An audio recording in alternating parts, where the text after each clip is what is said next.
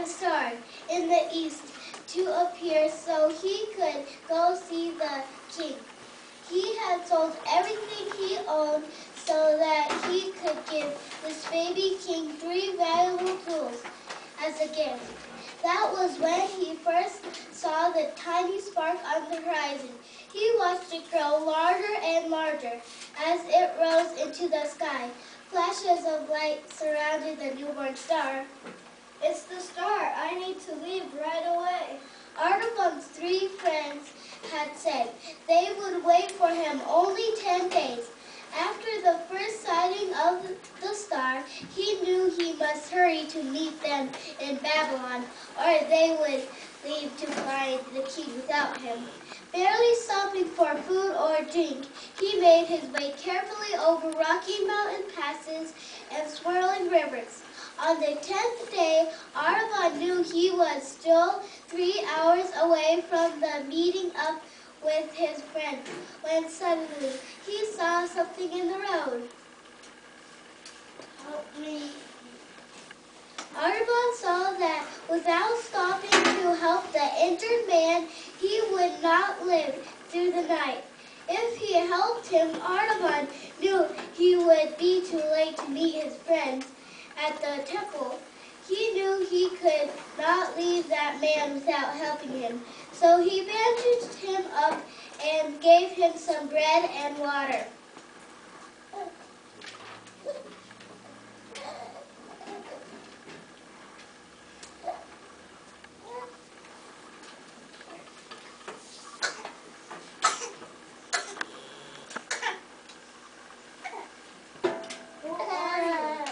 Artaban told him that he was a Magi who had been studying the skies and the ancient writings, telling about the beautiful new star that would announce the birth of the king.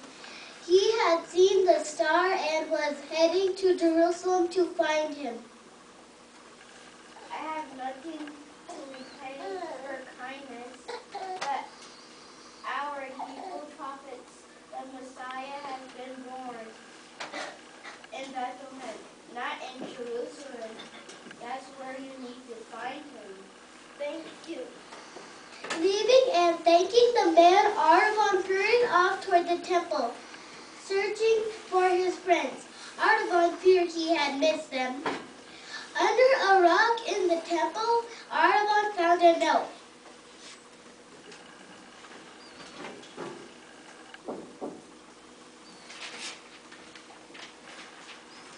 We have waited past midnight and can delay no longer. We have left to find the king. Follow us across the desert. Oh no, how can I cross the desert with no food or water? Artaban knew he must sell his sapphire to buy food for the journey.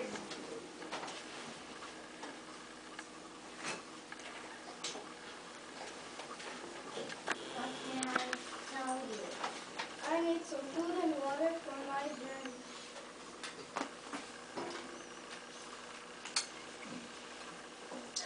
As the shopkeeper prepared the food for his journey, Artaban told him about his search for the newborn king.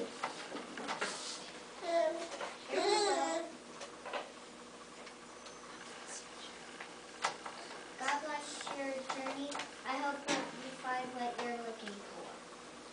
So Artaban set out across the lonely desert. The sun burned with terrible heat during the day, and at night the chilling winds pulled at his flowing robes. After many long weeks, Artaban arrived in Bethlehem. Searching through the town, he came upon a woman rocking her baby to sleep. Excuse me, have you seen 3 of my friends who have come before me in search of a newborn king? Yes, they were 3 strangers from the east who came and gave precious gifts to a man named Joseph, his wife Mary, and their newborn son. The strangers left suddenly, and just last night, Joseph and his family disappeared. It's said they fled to Egypt to escape some danger. Oh no, so close. Our babies! Our babies! Don't kill the babies! The soldiers! They're coming to get our babies!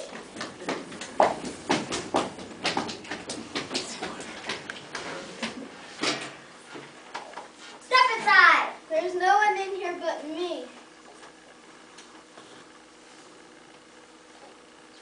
I will offer this jewel if you leave me alone.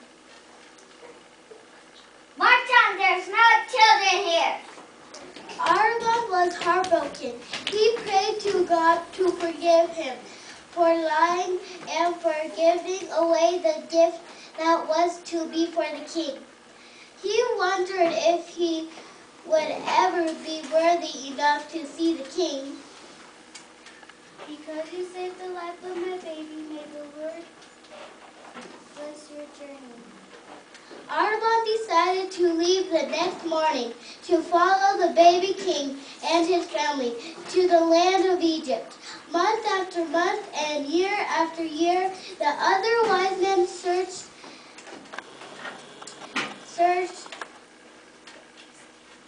for his king, but always the answer was the same. No king was to be found. Although he did not find the king, he found many to help. Sir, do you have any bread? He fed the hungry.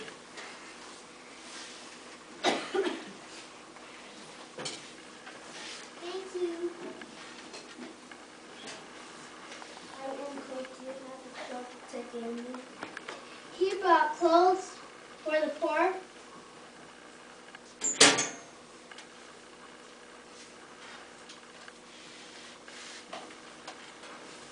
I have been so lonely. Thank you for coming to see me. He visited those in prison. Still he carried the beautiful pearl close to his heart, hoping one day to present it to the one he was seeking. After 33 years of searching, Artaban had grown very old and tired. He decided to take one last journey. Perhaps he would find a clue that would lead him to the king. What's happening? Haven't you heard? 2 robbers have been crucified. And a man named Jesus, he claims to be the Son of God. And he has been the King of the Jews. Is it him? If I hurry, will I be able to offer this pearl for his freedom? Help me! Help me! What did she do? It's none of your business, old man. My father died owing a large sum of money. I am going to be sold as a slave to pay up his debt. Save me! Artaban was struggling with what to do. He had looked for 33 years for this king. If he gave up his last jewel for this slave girl, he would not be able to give it as a ransom to save the king. Artaban knew one thing: rescuing this girl would be a true love of deed. Wasn't the ability to love the gift of one true God? Here's the ransom for her freedom.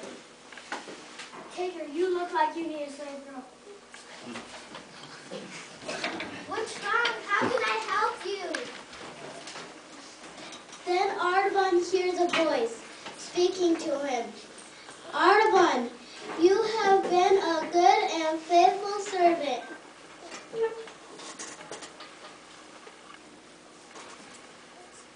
When I was hurt, you stopped and helped me. When we were in danger, you saved us. When I was hungry, you fed me. When I was cold, you gave me a cloak. When I was in prison, you visited me. When did I do all those things for you, Jesus? I had beautiful gifts to give you, and now I am a poor man. Jesus replied, Artaban, whenever you help one of my children in need, you help me. Come now to the rest I have prepared for you. Peace fell upon Artaban's heart. His journey on earth was ended. His treasures were accepted. The other wise man had found the king.